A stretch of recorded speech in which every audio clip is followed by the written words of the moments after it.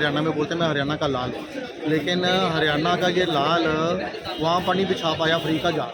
Party को बोला कि ज़्यादा ओवर कॉन्फिडेंस नहीं होना, तो दिल्ली वासियों का जीना और भी दुश्मन। आम आदमी पार्टी के जो कैंडिडेट थे उनके जो उनका जो है लाइसेंस भी जब्त, जहाँ तक कुछ ऐसे कैंडिडेट हैं जिनका लाइसेंस तक जब्त कर लिया गया है। तो हम सुशील अरोड़ा जी से पूछना चाहेंगे, जैसे कि ये दिल्ली के वासी हैं, तो ये क्या कहते हैं कि 2025 में जिस तरीके से क्या लगता है 2025 के बारे में, इस विषय पर हम पूछेंगे इनसे। जैसे हरियाणा में जिस तरह आम आदमी पार्टी हारी है, तो अब क्या लगता है दिल्ली में?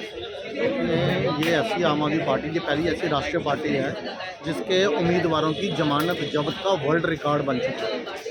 ये हरियाणा में केजरीवाल जी क्या बोल रहे थे कि मैं हूँ हरियाणा का लाल, दिल्ली में बोलते हैं मैं दिल्ली का बेटा हूँ, हरियाणा में बोलते हैं मैं हरियाणा का लाल, लेकिन हरियाणा का ये लाल वहाँ पर नहीं बिछा पाया फ्री का जाल। वहाँ की जनता ने इनका गाल ऐसा किया लाल कि याद रखेंगे केजरीवाल सालों साल। ये कह रहे थे वहाँ पे कि ये जो यहाँ का जो बच्चा है वो जवाब देगा वोट से। दिल्ली में बोला था जेल का जवाब वोट से, सुनने पर ले आई दिल्ली की जनता।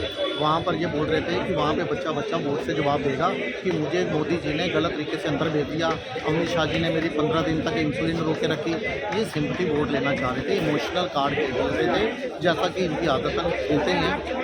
जीरो मतलब ये कह रहे थे कि कोई मुझसे ये पूछ रहा था कि क्या आम आदमी पार्टी की हरियाणा में सरकार बनने जा रही है, तो मैंने बोला आम आदमी पार्टी के बिना भी नहीं बनने जा रही। इतना इनको कॉन्फिडेंस। अभी क्या ट्वीट किया इन्होंने, कांग्रेस पार्टी को बोला कि ज़्यादा ओवर कॉन्फिडेंस नहीं होना चाहिए, लेकिन अपने पे जब ये बात लागू करनी हो, अभी से इन्होंने बोलना शुरू कर दिया कि फैब के चुनाव में अरविंद केजरीवाल फिर से आ रहे हैं।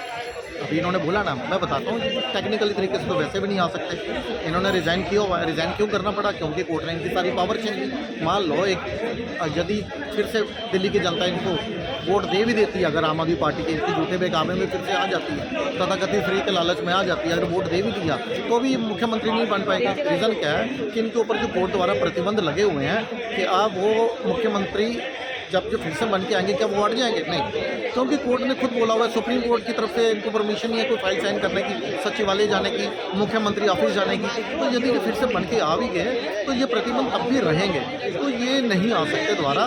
रीज़न क्या है कि कांट की हड्डी बार बार नहीं चढ़ती, जनता इनको पहचान चुकी है। और वहाँ पे हरियाणा के अंदर जो ये मैं आपको बताऊं, यदि ये गलती से आ जाते हैं ना हरियाणा में, इनका और कांग्रेस का गठबंधन से यदि ये आ जाते तो दिल्ली वासियों का जीना और भी दुश्वार हो जाता। रीज़न क्या था कि हरियाणा में आम आदमी पार्टी की सरकार ली है, अभी पंजाब में आम आदमी पार्टी की सरकार है, दिल्ली में आम आदमी पार्टी की सरकार है, और हरियाणा जो है वो बीच में एज ए बफर जोन काम कर रहा है। बिल्कुल दोनों सीमाएं, जो हरियाणा में जो दिल्ली और पंजाब की जो दोनों सीमाएं हैं, जहाँ पर दोनों आम आदमी पार्टी की सरकार है, तो ये जो दोनों सीमाएं हैं तो हरियाणा से मिलती जुलती हैं, तो इस पर हार गई तो क्या? तो मैं कह रहा हूँ यदि इनकी सरकार बन जाती है 1% मान लो है, तो ये क्या करते हैं, पंजाब में अराजक तत्वों को पुश करते और हरियाणा में गो थ्रू करते और दिल्ली में वेलकम करते, और दिल्ली वालों का जीना और भी मुश्किल होता है। ये चुनाव के समय क्या करते हैं, ये पंजाब से हरियाणा से अपने कार्यकर्ताओं के ट्रक भर के दिल्ली के चुनावों में आ जाते, दिल्ली में अराजक तत्व आते, देखना क्या बुरा हाल हो जाता दिल्ली वालों का। पहली बार ऐसा हुआ कि किसी मुख्यमंत्री के रहते दिल्ली में दंगे हुए। आज तक कभी मुख्यमंत्री के रहते दिल्ली में दंगे नहीं हुए। यदि मैं 84 के दंगे की बात, वो दंगे नहीं थे, वो तो नरसंहार था सिखों का, और उस समय दिल्ली का कोई मुख्यमंत्री भी नहीं था। ये पहली बार ऐसा हुआ कि दिल्ली में मुख्यमंत्री के रहते इतने बड़े दंगे हुए, जिसमें 53 निर्दोष लोगों को अपनी जान गंवानी पड़ी। और इनके जो पार्षद थे ताहिर हुसैन, उन्होंने तो लिखित में दे रखा है कि मैं हिंदुओं को सबक सिखाना चाहता था। अभी तक वो बाहर नहीं आए, उनका बात नहीं करेंगे। उस टाइम ये उनको भी निर्दोष बता रहे थे। जी बिल्कुल।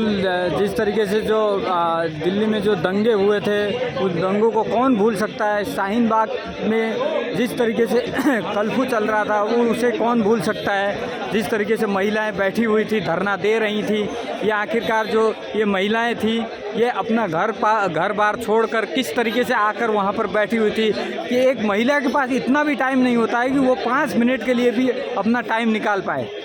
बिल्कुल सही बोला। ये वैसे भी महिला विरोधी पार्टी है। अभी आपने देखा नहीं स्वाति मालीवाल के साथ क्या हुआ, कोर्ट ने मजबूरन ये बोलना पड़ा कि ये अरविंद केजरीवाल ने कौन सा गुंडा अपने मुख्यमंत्री आवास में पाला हुआ है। इनके जो चीफ क्या नाम था उनका, उनको गुंडा बोला इन्होंने, मैं नाम भूल रहा हूँ उनका भी, जिन्होंने स्वाति मालीवाल पे अटैक किया था, हमला किया था, उनको गुंडा बोला है सुप्रीम कोर्ट ने, हाई कोर्ट ने। तो ये जो इस तरह के गुंडों को यदि ये पालेंगे और स्वाति मालीवाल के ऊपर जब अटैक हुआ और मुख्यमंत्री के रहते हुए वहाँ के आवास स्थान पे, तो ये भी दिल्ली की जनता ने देखा कि ये महिला विरोधी पार्टी है। अच्छा, चलिए एक अंतिम सवाल हम आपसे पूछना चाहेंगे कि आपको क्या लगता है कि महाराष्ट्र इलेक्शन, दिल्ली इलेक्शन, जो दिल्ली के अभी चुनाव होने हैं, महाराष्ट्र में अब नवंबर में होने हैं, तो आप क्या कहना चाहेंगे इसमें, क्या किसकी सरकार आएगी? देखिए, अभी कुछ दिन पहले, 2 दिन पहले ही कांग्रेस पार्टी ने ये अपनी स्टेटमेंट दी है कि वो आम आदमी पार्टी के साथ मिलकर चुनाव नहीं लड़ेगी। यदि कांग्रेस पार्टी अपने पूरे दमखम के साथ चुनाव लड़ती है और आम आदमी पार्टी भी लड़ती है, तो आम आदमी पार्टी, देखो बीजेपी का जो वोट बैंक है वो तो फिक्स है, जो वोट कटेगा बटेगा वो होगा इन्हीं का आपस में, क्योंकि एक विशेष समुदाय का वोट जो आम आदमी पार्टी को भी जाता है और कांग्रेस अगर लड़ेगी तो उसको भी जाता है। तो इन दोनों की अगर अच्छी खासी लड़ाई हुई तो उसका फ़ायदा बीजेपी को मिलेगा और बीजेपी सरकार बनाने में कामयाब हो जाएगी अपना दिल्ली के अंदर 2025 में।